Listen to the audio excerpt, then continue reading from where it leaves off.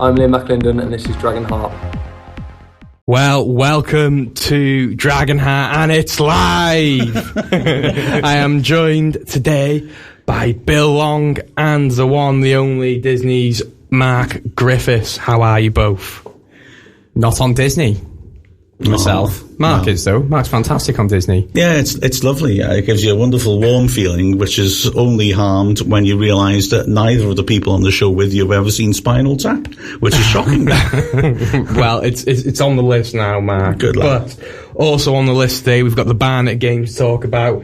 We've got our we're going to cap off our rivalry series. We're going to have a bit on Blyth. But first, we're going to be talking about the Final Whistle podcast. Is it the oldest podcast in the world? After this, you'll find out. I'm Luke Young, and this is Dragonheart. Well, Wrexham AFC have tweeted it. It is official. The Final Whistle podcast is the oldest football podcast in the world. Mark, how does that make you feel? It makes me feel like a natural woman. No, sorry, I got my song lyrics mixed up there. I'm thrilled. I mean, I've got to be honest, I've spent a year double-checking my facts on this, because when I first suspected it, I just couldn't believe it, and I kept putting off making the announcement because I just kept thinking, I've got to look one more time. But basically, I started it off at the LDV Vans final, so 2005. That was the very first podcast, because I'd always felt you need a platform to tell stories, and old-fashioned media didn't really allow for that, apart from things like community radio stations, to be fair. And so I started it then, and it's carried on ever since. And looking it up, I mean, 2005 is pretty early for podcasts, to be honest. Yeah. The big news organisations started to get interested in it, and did start theirs in the summer of 2005, things like the Guardian's one and the Game by the Times, but that was in the summer, 2 months afterwards. Celtic Underground did the world's oldest fan-run one, but that was started in 2007, as did Football Ramble, that somebody was pondering about today when it was on Twitter. There was an older one, which was an American one called Soccer Girl, but it merged with another podcast, and after a little bit dropped the soccer element.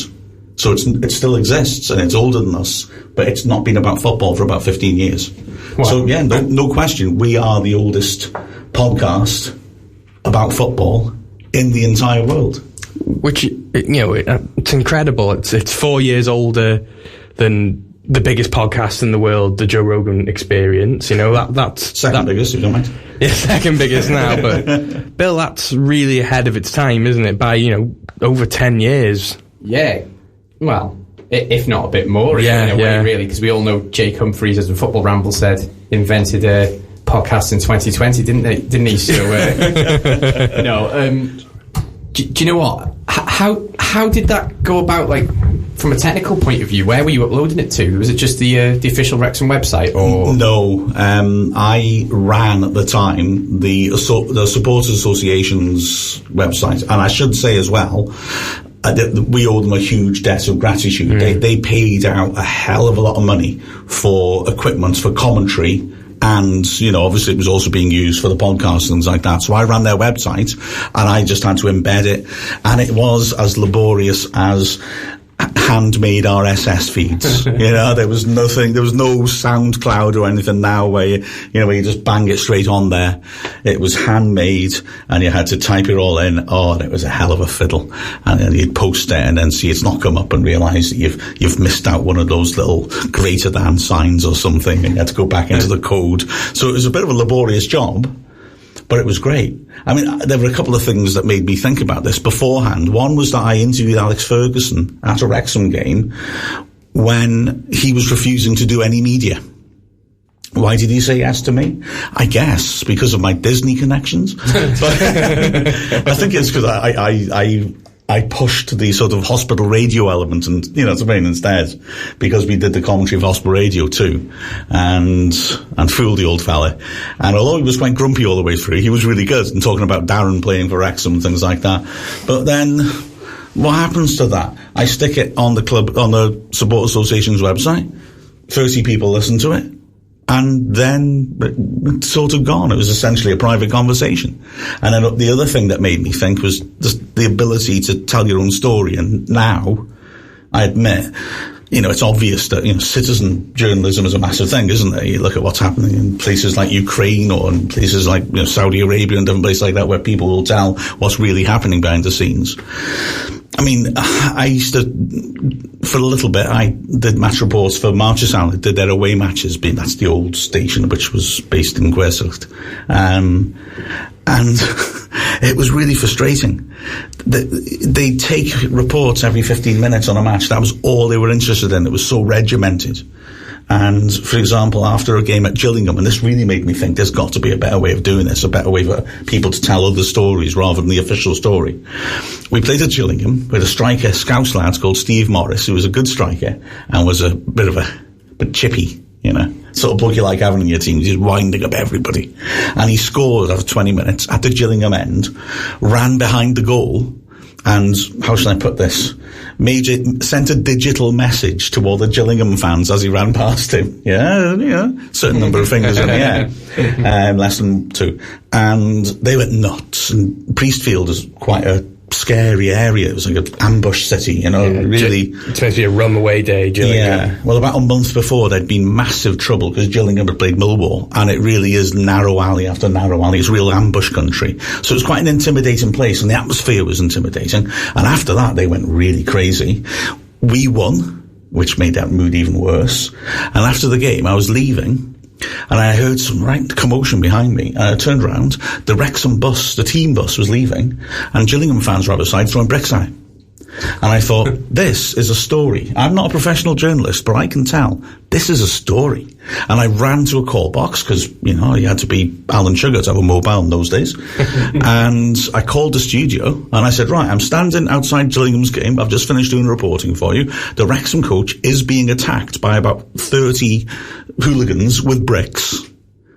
And they said, oh, thanks very much. We'll pass that on. And they hung up on me.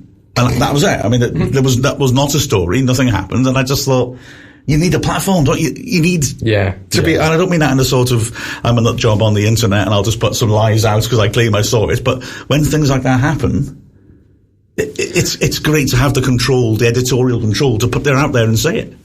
Yeah, which is, this day and age, everyone can do a podcast, can't they? Anyone and everyone. But Bill, it's mad to hear, how these things that me and you really love, we love our podcasts, don't we? How they originated, especially, one close to our heart. Our Dragonheart. Yeah. Oh, sorry. That's begun. Boo.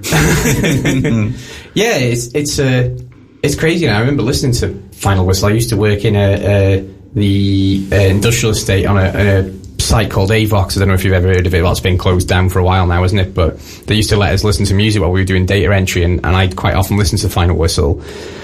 I remember listening to you interviewing Matthias Pogba. Oh, geez. In a controversial figure in his own right. Yeah, true enough. Yeah. There's some real history there, Mark. If he does ever get sentenced or anything, you've got that interview somewhere lying around on the internet. In French, that wasn't it? Yeah. I've interviewed 3 players in French. The first one was Imad Bouanan, and his accent was lovely to understand. And then the next 2, Pogba and then Lamine Sacco, after even more. Their accents were so complex. My French isn't brilliant, but I can cope, but not with those 2. I tell you, I don't know. I spent hours listening back syllable by syllable to work those 2 out. You've done so many, you do the Final Whistle weekly, and it's something I really enjoy listening to be fair. And it's something I enjoy more than actually watching highlights, because I like listening, you can break your own story in your head, and you can sort of have the, little arguments with you if I don't agree with something you've said. And I really enjoy the Final Whistle more than I do highlights. What's your favourite Final Whistle you've done? Good Lord, that's a heck of a question. Probably the one with you at Oldham when that bloke started swearing at the back of my laptop. No. I have quite a short-term memory. They call me the goldfish.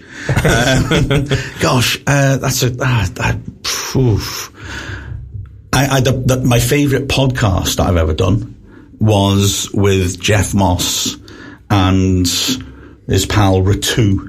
his first name's gone out of my Paul Ratu, who were owning, well, Moss owned the club. Ratu was his main business advisor. And I'll be careful what I say about this, although Ratu has spent a considerable amount of time in jail since then, where I felt that people were, it was becoming worrying, some of the things happening at the club, but I didn't feel people were face to face holding them to account enough. And I wanted to do that, and I spent hours just trawling through everything. So I felt that I had a real sort of microscopic level of detail of understanding about what the heck was going on in terms of the business side of the club, and interviewed them, and I really enjoyed that, and I enjoyed the feedback from it, because basically I was absolutely totally pleasant.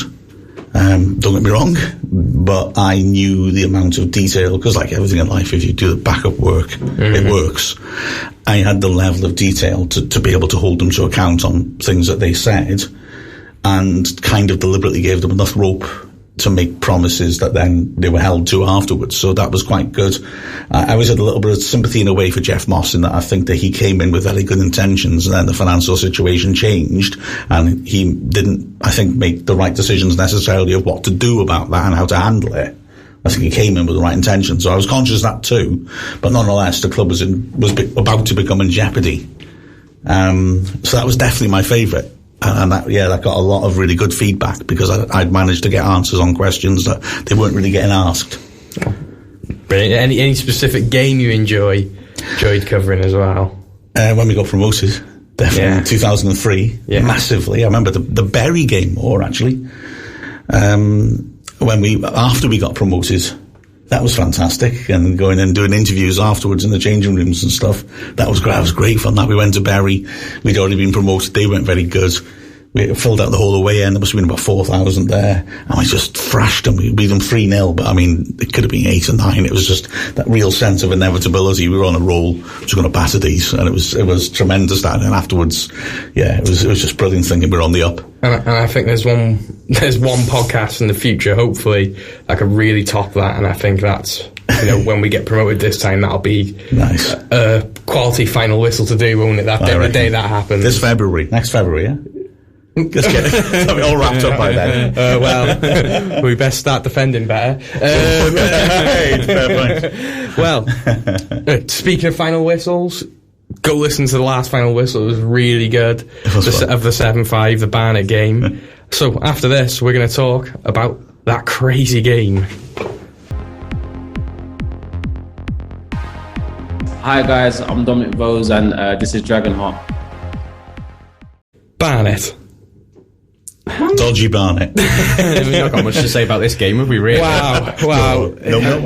Something like that. Looking back at the Dover game last season, you think you're never going to see a game like this ever again. Yeah. And this game was different to the Dover game, but, within 2 seasons, we've had 2 extremely extraordinary games where the whole world are talking about us again for on the pitch reasons.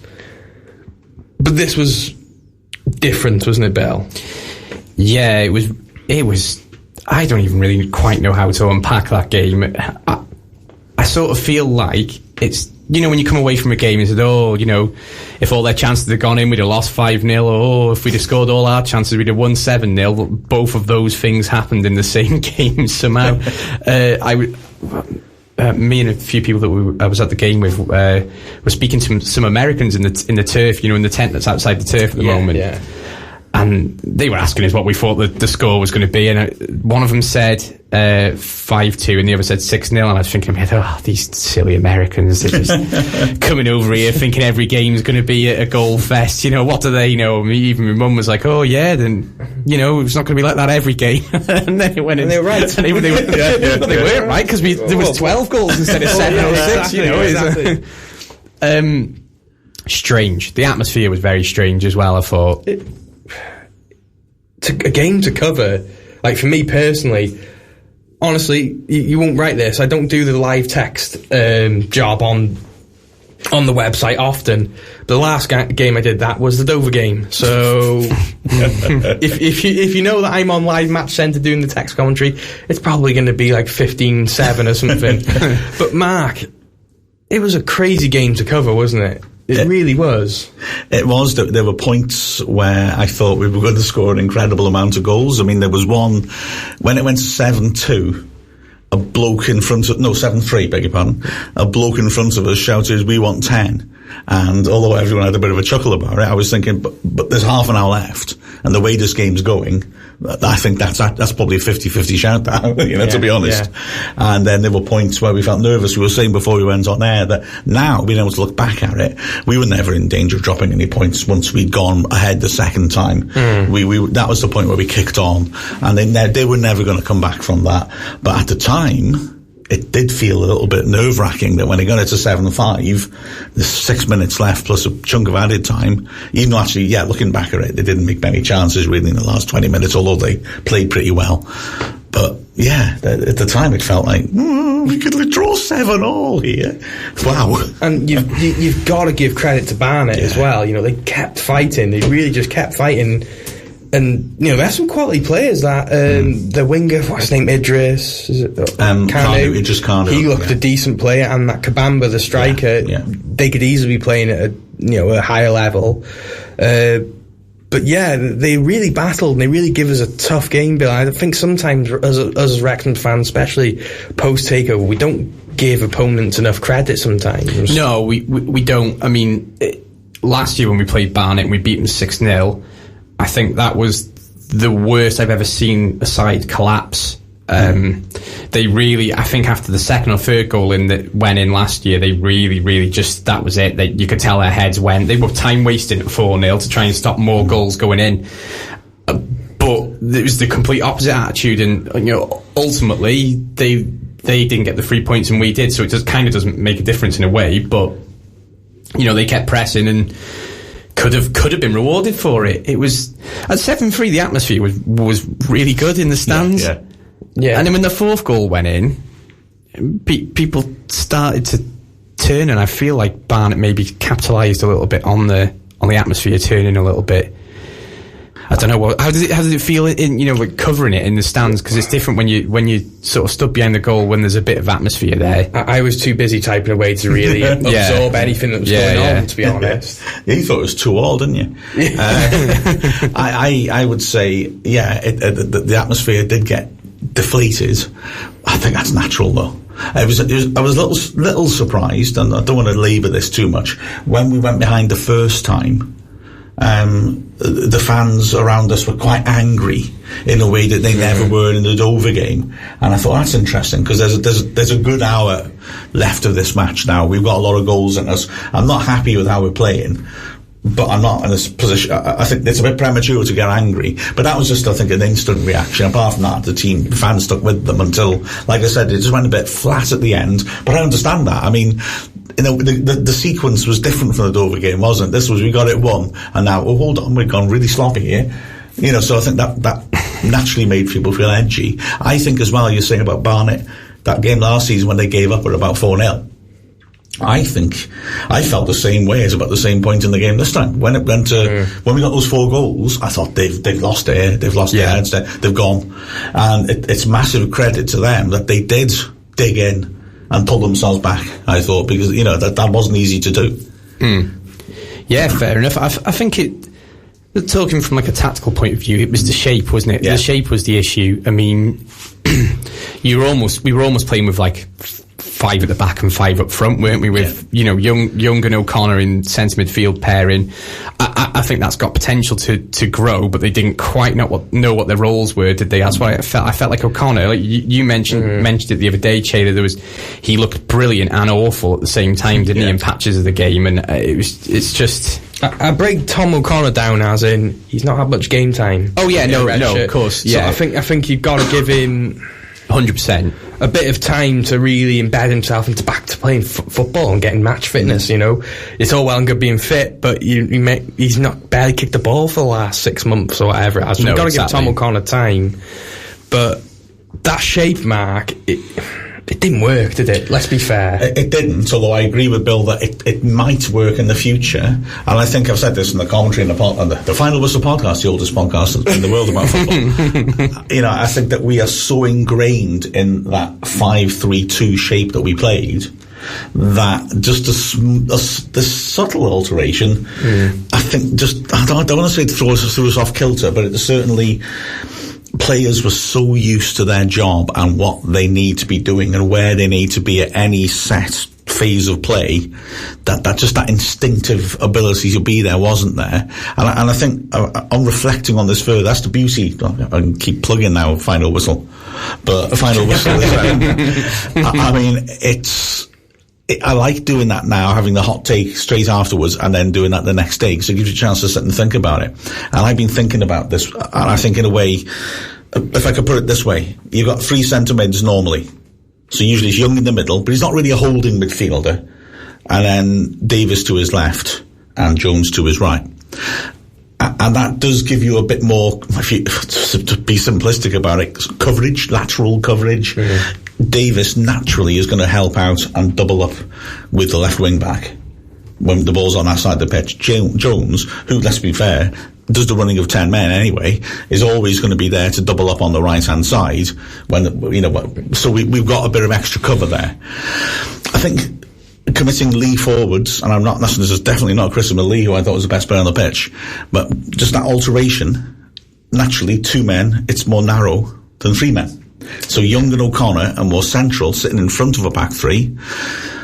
The reason we have games like this is because, and I agree with this wholeheartedly, even though it's risky, I think Parkinson is saying we've got much better personnel than anyone else in the division.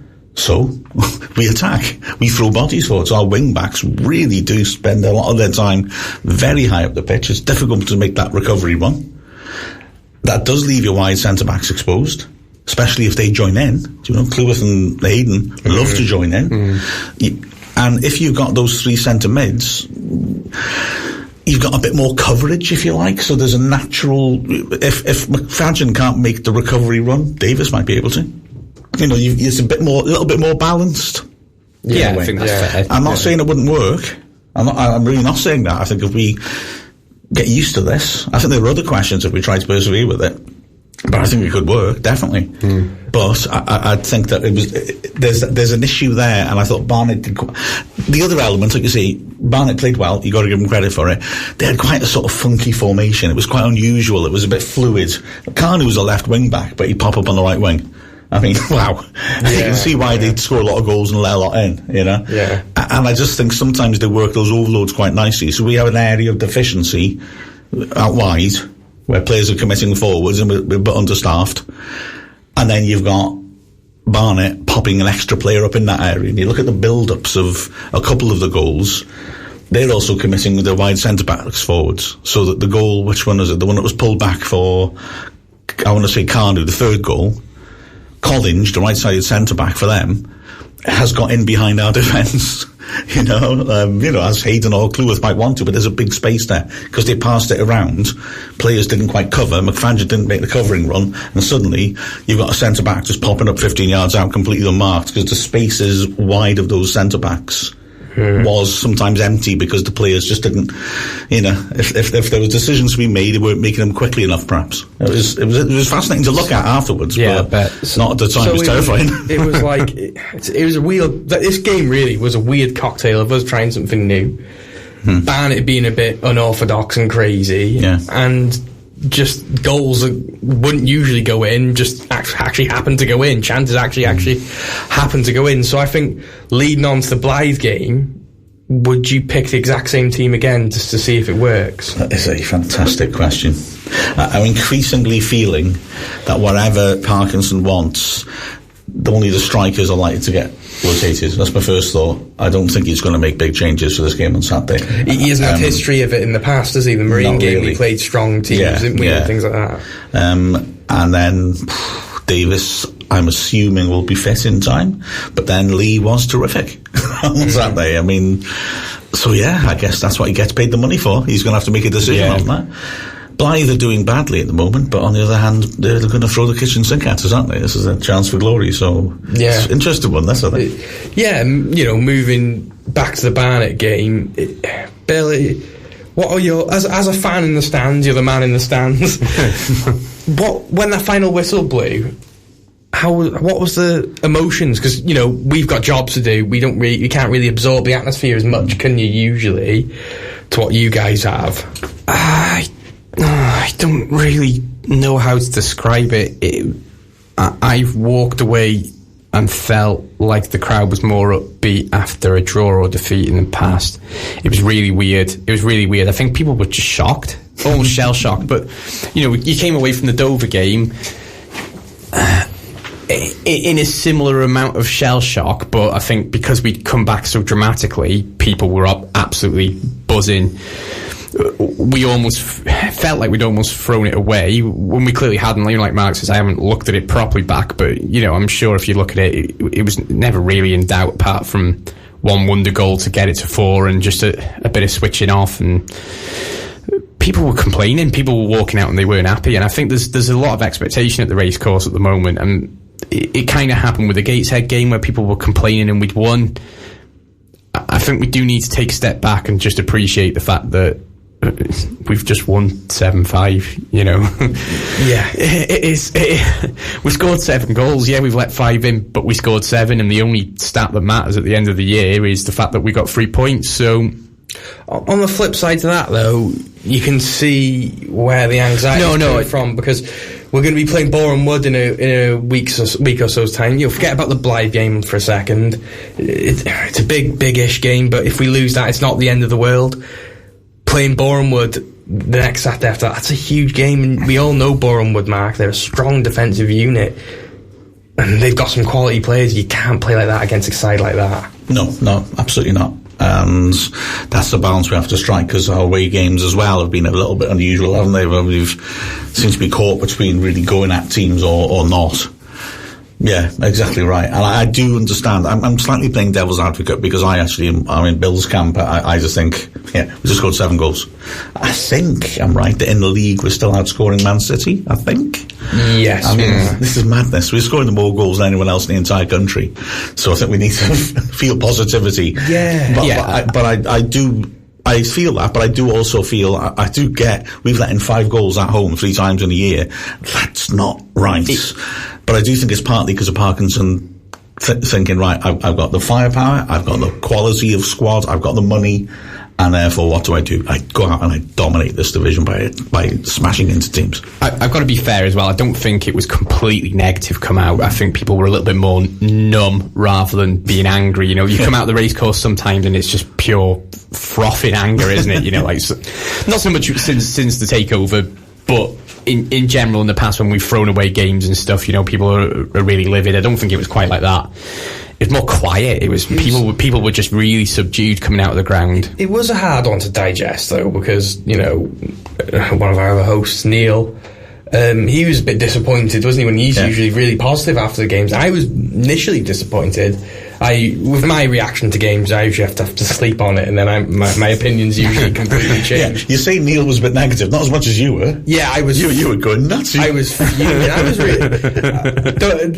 Post-match Chay isn't usually one worth listening to. If it's a bad result. Is that why they call you the Incredible Sulk? Is it? I'm the Incredible Bulk, by the way. But you know, looking back at it, I've watched the highlights. You know, I've come to terms with, we've scored 7 goals. That's brilliant. Yes, we've conceded 5, but it was a freak game. It's not, you know, if we go to Boreham Wood on a week on Saturday and we end up losing 3-0 or what have you, then it's a bit, that's concerning. But we haven't been conceding goals this season. It was a crazy game. We've won. That's all that matters, is the 3 points at the end of the day. When Leonardo da Vinci applied the final brushstroke to La Gioconda and stepped back and said, "My Mona Lisa is now complete. I can die happy. I know that just with these simple hands and these tools, I have created something more profound, more beautiful, more enigmatic than anything that any man will ever achieve." He didn't know that Elliot Lee would make that assist for Ollie Palmer. Yeah. And I could just hear in the background, just as the cheering died down after that goal, I could just hear a frustrated, Italian man shouting awful things in Latin from beyond the grave. It was Leonardo, knowing that now he's done the second greatest thing in the history of creativity. What a pass. That was beautiful, that was. Elliot, he's some player, isn't he? And we've been talking since the Oldham game, really. How do we get this man into the starting 11? And he's got to stay there now, isn't he? It's the Elliot in the room, isn't it? How do we fit? There's your title for this episode. But how do we fit him into the squad? Because he had his best game for us probably, and we sacrificed a lot shape-wise, which probably led to us conceding 5 goals. So how do you fit him into the team? Do you have to go diamond shape and sacrifice Cleworth, and maybe having Young ahead of the defenders kind of mitigates some of it, or what? What do you think, Mark? Maybe, but I'd be very reluctant. The back three has served us well, I would say. No, I agree with that. So I'd be reluctant completely. But yeah, I mean, like I said, this is what Parkinson's getting paid his money for, I suppose.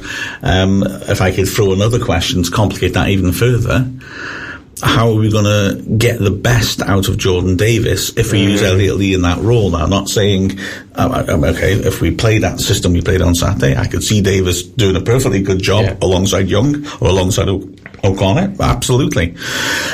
But it's deeper than I'd want him to be. Because I want him, he scored 50 goals last season. I want him up there in positions to score. So it's a lovely problem to have, though, isn't it? It is, yeah. But you've got to remember, throughout the season, there's going to be injuries, there's going to be suspensions. We're going to have to play with a formation. Who knows? We might have centre-back crisis. We might have to, we may have a wing-back crisis. Jordan Davis might have to play there as well. You never know what's going to happen in the season. But I think the best thing that we have got is just options everywhere. Absolute everywhere. It's so good. Yeah, and I think that's why I wasn't really too bothered after the Notts County game, because, I mean, I don't know what their squad depth's like. I don't really know much about them beyond what I've seen, but yeah, we lost.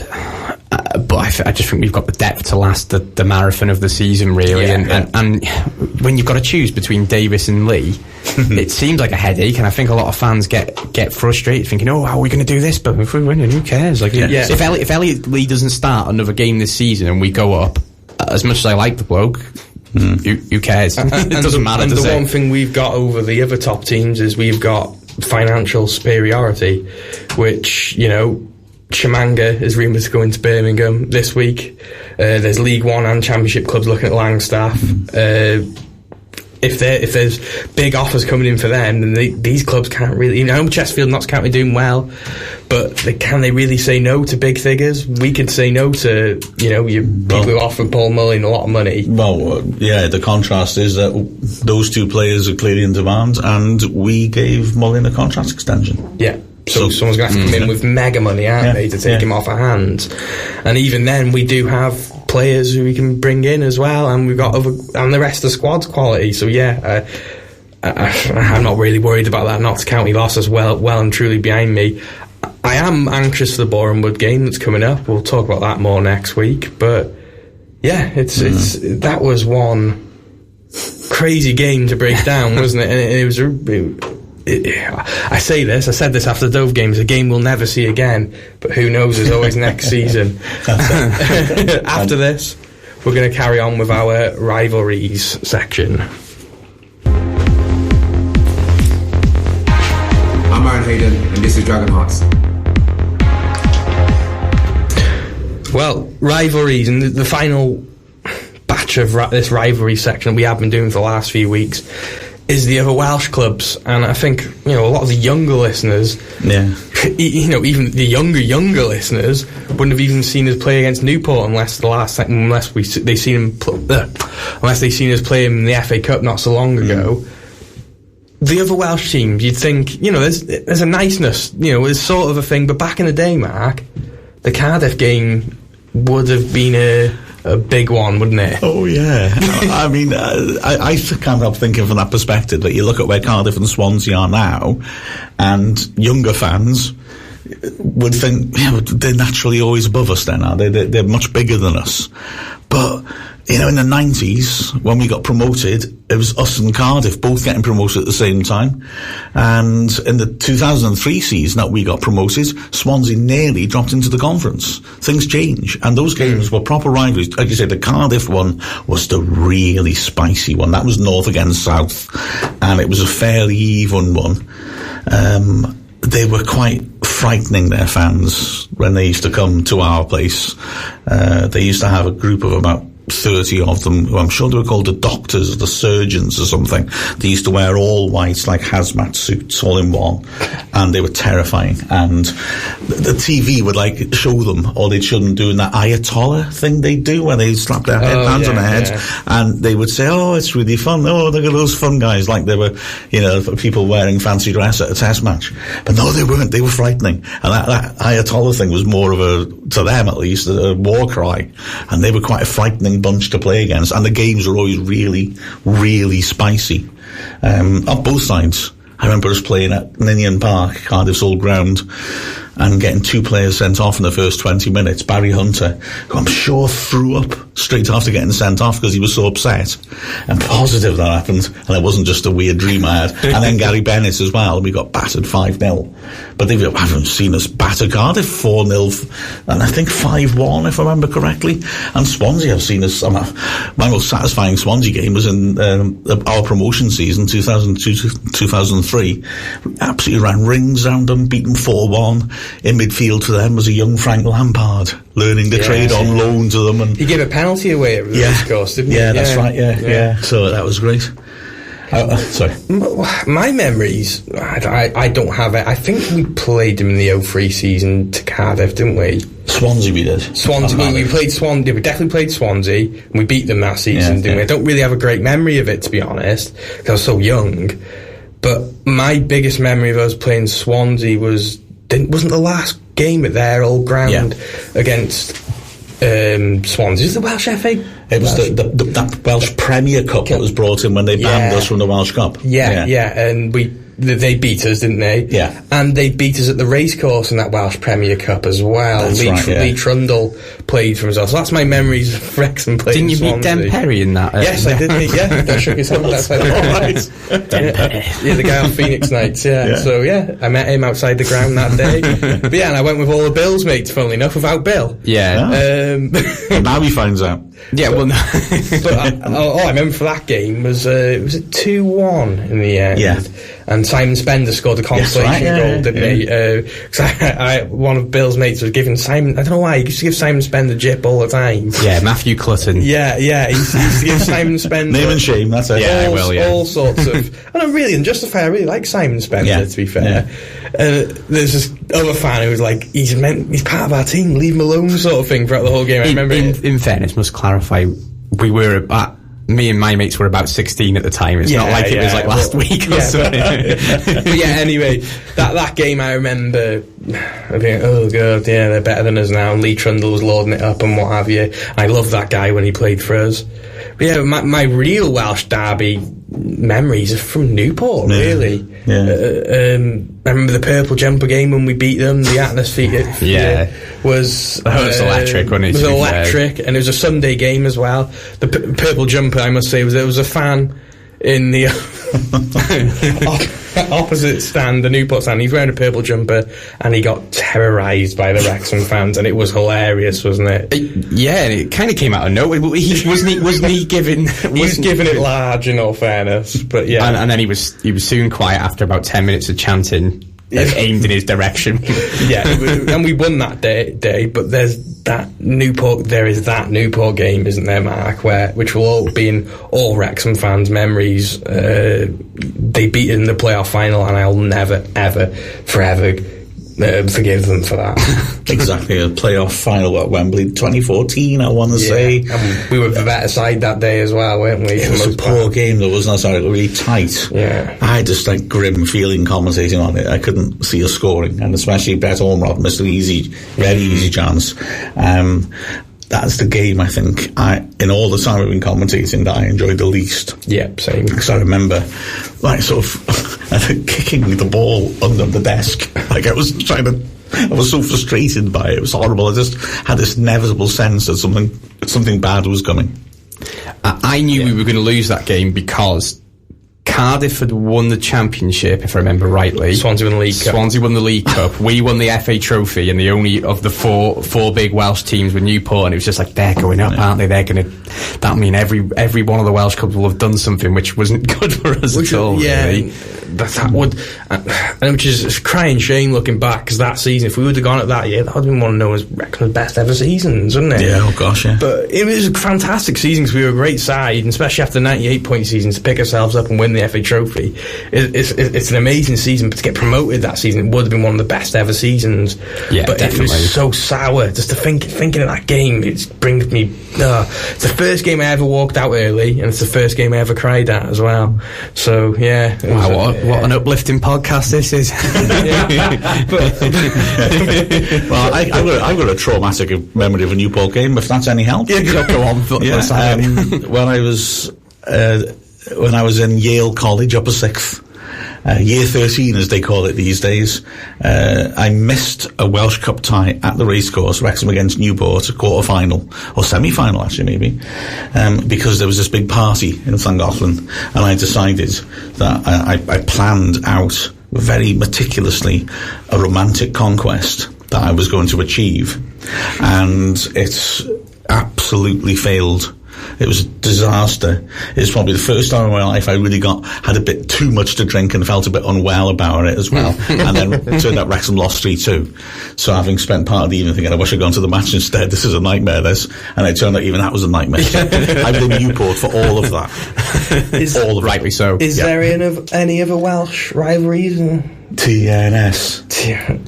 I think that only lives in one man's head. Yeah, that's a fair comment. You know, I remember the Bangor bringing fans over, you know, place like that. The Welsh Premier League teams, the traditional ones, have always had good following. I do. Tell you what, that was quite interesting, because I went to university in Bangor, and I never even... Maybe we just didn't play them much for me growing up. I would never even registered in my head that there would have been some sort of rivalry there, but I spoke to a lot of the locals and they weren't always keen on Wrexham FC. Well, they're quite nice to me on a personal level, but they're like, oh yeah, Wrexham, yeah, we don't really like Wrexham. I remember us playing in that Welsh Premier Cup, and it was we played Bangor and it was on the TV. That's all I remember from that game, really. Hector Sam scoring too. I remember being a little kid, oh my god, Wrexham are on the TV, and I was sat there and being in awe of it. I've got to say though, big up to the original the actual Bangor, CPD Bangor. They've reformed, haven't they? The fans have started them up. You know, that's a massive club for there's a lot of teams on the North Wales coast that are really big. Colwyn Bay are a big team as well. They wouldn't necessarily be teams that we come across on a regular basis, so you wouldn't call them rivals, but they are big teams. And the ironic thing is that if you delve into history, we never fully had those rivalries with local teams as much as you'd expect, because the way football was developing, we turned towards England. Yeah. And we played against northwestern teams more. We were briefly in the 19th century in what was called the Welsh League, but in reality, it was like a Clwyd league. And a lot of these club records come from them when we were beating Caergwrle Wanderers and Gwersyll Foresters and teams like that, you know. But it's a shame that we haven't got quite as developed a relationship or rivalry with some of the North Walian teams as we would have done if we played them regularly. Yeah. And Bangor, like you said, Bangor was always a bit of a tasty game. I can remember some cracking games with them. Yeah. We beat them in the Welsh Cup final a couple of times, and the old ground, Farrow Road. Oh, I love that ground. What a ground. Fabulous. What a ground. Amazing ground. And it was there that I saw possibly the best goal I've ever seen a Wrexham player score, and it wasn't filmed, so nobody will ever see it, which was, again, in that Welsh Premier Cup. I think it was a season we went down. Yeah, it was. And we started off with Dave Warren in the team. We had no right backs in the entire squad. And Warren was filling in at right back. He was only a young lad from Ireland, only played about a handful of games for us. He scored this absolutely disgusting volley from about 35 yards of the ball. Like, he didn't wait for it to come down enough and just slammed it. And it was the most unbelievable hit of a ball you could imagine. And you see it, and that was it. It was just gone. Tragic. It's wrong, isn't it? It's amazing as well that you've got that in your memory and what have you. Oh, I could never forget that. I mean, honestly, it was ludicrous.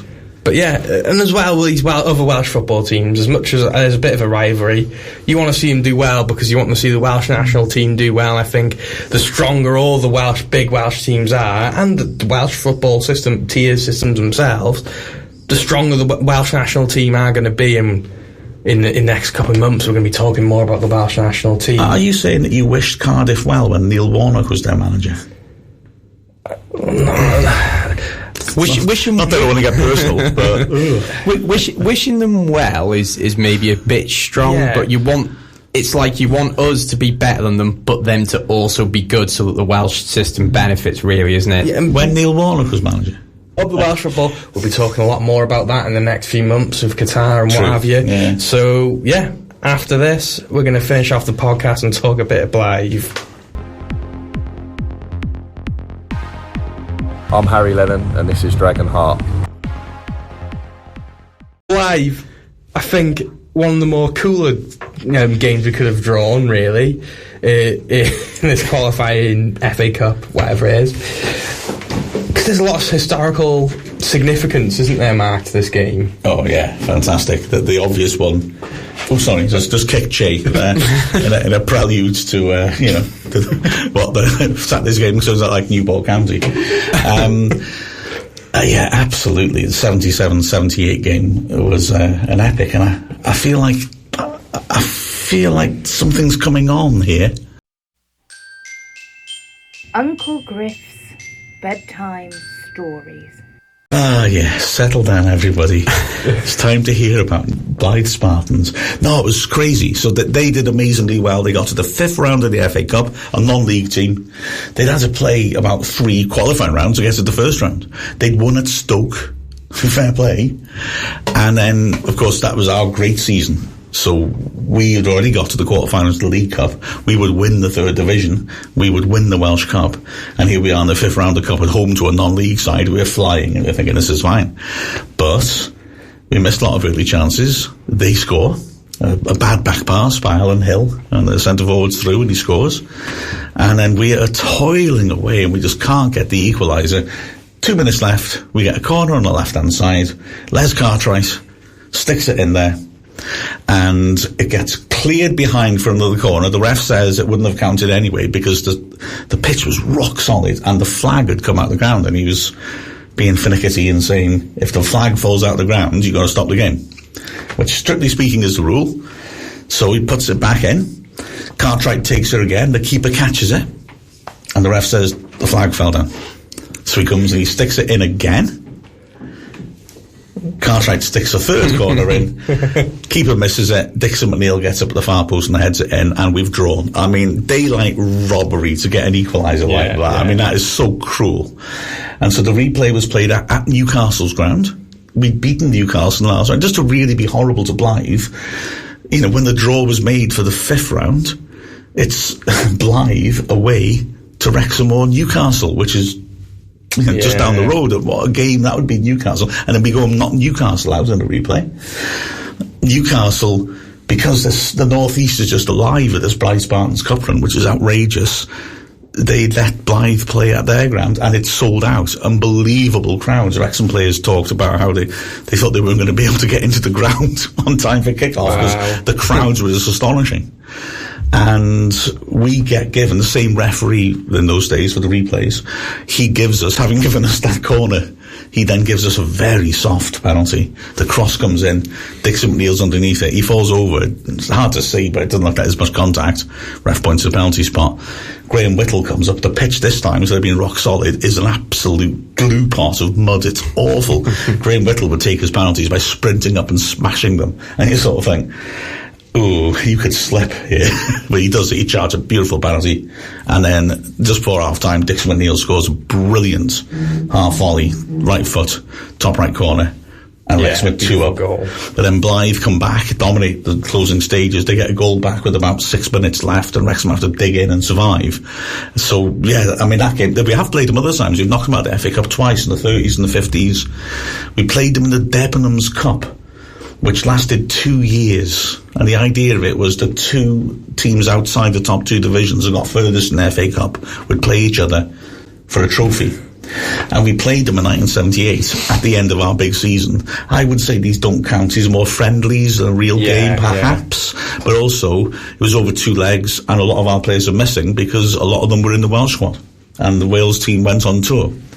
And Blyth beat us over 2 legs. But so there's a proper rivalry there, or history, but it's a history based on Blyth and us both achieving something incredible, to be honest. And they could go and do it again on Saturday, couldn't they? That's the magic at the FA Cup, really, isn't it? And this, a lot of the American listeners aren't going to get it, are they? Because it's, a lot of them will, a lot of them won't. But the FA Cup, Bill, it's such an important part of UK history, really, isn't it? It's such a part of UK national history, regardless of the sport, and obviously it's probably one of the most important cups in the sport's history, isn't it?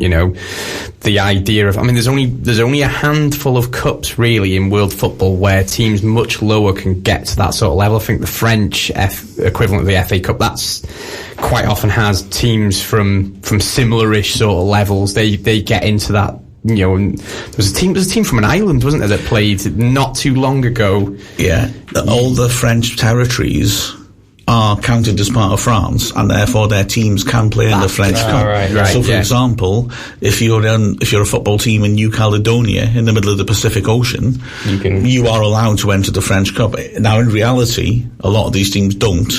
Because, you're a little amateur team in Martinique or Guadeloupe or Guyana, French Guyana, and you're going to have to pay your airfare for you all to go over to play a fifth level French team. So in reality, generally, they don't enter.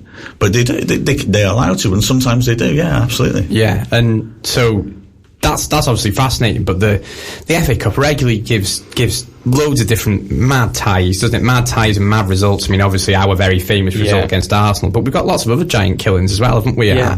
And we could be on the receiving end, not that we're giants really compared to some clubs, but we could be on the receiving end of an upset, couldn't we? And I think if we do progress in the tournament, we're going to talk more about our classic FA Cup games. And I think for a personal perspective this season, I'd rather really see us put our eggs in a basket for the FA Cup rather than the FA Trophy this year, and see how far we can get there, because if we can get a tie against the Man United or Liverpool in the third round, you're making some serious money and getting some really serious exposure.